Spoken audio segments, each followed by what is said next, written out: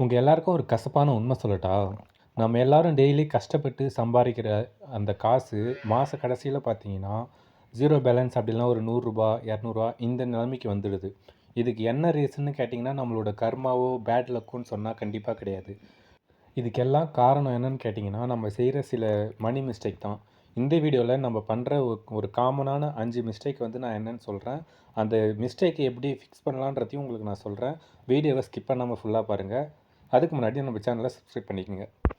First of all நம்ம எல்லாருமே கற்றுக்க வேண்டியது என்னன்னு ஒன்று பார்த்தீங்கன்னா, அசெட்டுக்கும் லயபிலிட்டிக்கும் உள்ள வித்தியாசம் தான். மிஸ்டேக் ஒன், லயபிலிட்டிக்கு பதிலாக அசட்டை வாங்கி சேர்க்கணும். அதை விட்டுட்டு நம்ம லயபிலிட்டியை வாங்கி நம்ம பணத்தை வேஸ்ட் பண்ணக்கூடாது. எக்ஸாம்பிளுக்கு லயபிலிட்டினா நம்ம சேர்க்குற காசை வச்சு எதனா ஒரு பொருள் வாங்குவோம். அந்த பொருளால் நம்மளுக்கு எந்த யூஸுமே இருக்காது. அப்படிப்பட்ட பொருளை வாங்கி நம்ம கிட்ட இருக்க காசு காலி பண்ணுறது தான். எக்ஸாம்பிளுக்கு நம்ம ஒரு டிவி வாங்குறதோ இல்லை காரோ இல்லை மொபைலோ சம்திங் இது மாதிரி அதால் வேறு ஒரு யூஸுமே இல்லை. அது மாதிரி ஒரு பொருளை வாங்கி சேர்த்து வைக்கிறது தான் லயபிலிட்டி. அசட்டில் எப்படி இன்வெஸ்ட் பண்ணுறது அப்படின்னு கேட்டிங்கன்னா, ஒரு எமர்ஜென்சி ஃபண்டோ இல்லைனா உங்கள் ஸ்கில்லை அப்கிரேட் பண்ணுறதுக்காக எதனா ஒரு கோர்ஸோ இல்லைனா ஒரு ரியல் எஸ்டேட்டோ இது மாதிரி பணம் மல்டிபிள் ஆகிற சோர்ஸில் வந்து உங்களோட இன்கம் வந்து இன்வெஸ்ட் பண்ணுங்கள். நம்பர் 2, எமர்ஜென்சி ஃபண்ட் இல்லாமல் இருக்கிறது.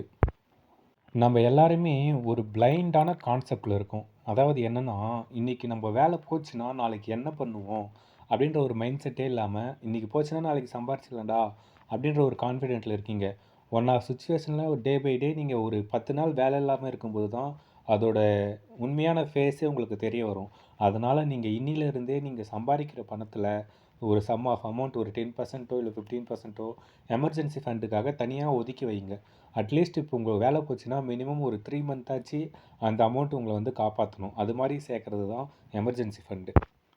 நம்பர் 3, நம்ம எல்லாருக்கிட்டேயும் இருக்கிற ஒரு மோசமான உண்மைன்னு சொல்லப்போனால் இதுதான் இஎம்ஐ.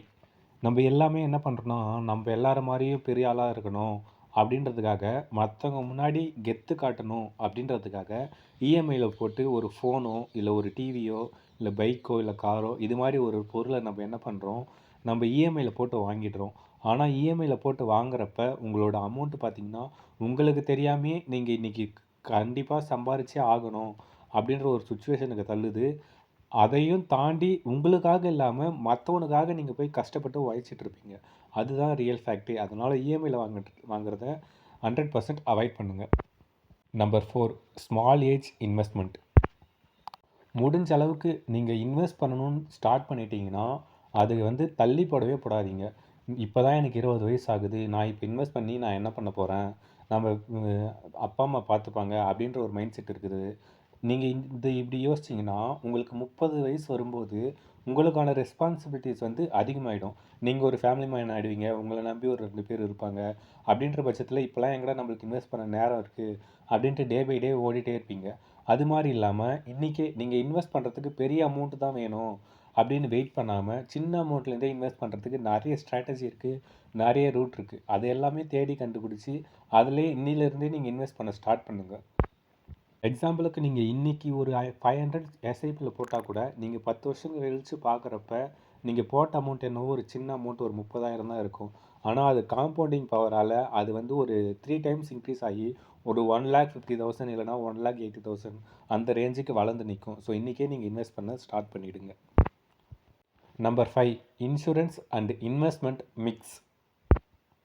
நிறைய பேர் இன்னமும் என்ன பண்ணுறாங்கன்னா, இன்சூரன்ஸும் இன்வெஸ்ட்மெண்ட்டும் ஒன்றுன்னு நினச்சிட்ருக்காங்க. இன்சூரன்ஸ் வந்து உங்கள் லைஃப் ஸ்டைலு அண்டு உங்கள் லைஃப் சேஃப்டிக்காக இருக்கிறது. இன்வெஸ்ட்மெண்ட் வந்து நீங்கள் இன்வெஸ்ட் பண்ணி அதில் காசு சம்பாதிக்கிறது. இது 2த்துக்குமே வித்தியாசம் இருக்குது. ஸோ நீங்கள் இன்சூரன்ஸையும் இன்வெஸ்ட்மெண்ட்டையும் மிக்ஸ் பண்ணாமல், இன்சூரன்ஸுக்கு வந்து நீங்கள் தனியாக ஒரு லைஃப் டெர்ம் இன்சூரன்ஸ் எடுத்து வச்சுக்கோங்க. அது உங்களுக்கு காலம் முழுக்க உங்களையும் உங்கள் குடும்பத்தையும் சேர்த்து காப்பாற்றும். அது நீங்கள் ஜஸ்ட் ஒரு 400லேருந்தே ஸ்டார்ட் ஆகுது. நீங்கள் அது ஈஸியாக நீங்கள் அப்சர்வ் பண்ணி நீங்கள் அதில் போடலாம். இன்வெஸ்ட்மெண்ட்டுன்றது வேறு. நீங்கள் அதையும் இதையும் போட்டு மிக்ஸ் பண்ணிவிட்டு நான் இன்வெஸ்ட் பண்ணிட்டு வரேன் அப்படின்ற ஒரு மென்டாலிட்டியில் எல்லாருமே இருக்காங்க. இந்த மேக்ஸிமம் எல்லோரும் அவாய்ட் பண்ணுங்கள். சிம்பிளாக சொல்லப்போனால் இந்த மிஸ்டேக் எல்லாமே ஈஸியாக அவாய்ட் பண்ணக்கூடியது. ஸோ இந்த மிஸ்டேக்லாம் நீங்கள் யாரெல்லாம் பண்ணிகிட்ருக்கீங்களோ அதை இன்றைக்கே அவாய்ட் பண்ணுங்கள். எந்த மிஸ்டேக்கை அவாய்ட் பண்ண போகிறீங்கன்றத கமெண்ட் பண்ணுங்கள். இந்த வீடியோ பிடிச்சிருந்துச்சின்னா உங்கள் ஃப்ரெண்ட்ஸ் அண்ட் ஃபேமிலிக்கும், மணியை சும்மா வேஸ்ட் பண்ணுற உங்கள் ஃப்ரெண்ட்ஸுக்குமே ஷேர் பண்ணுங்கள்.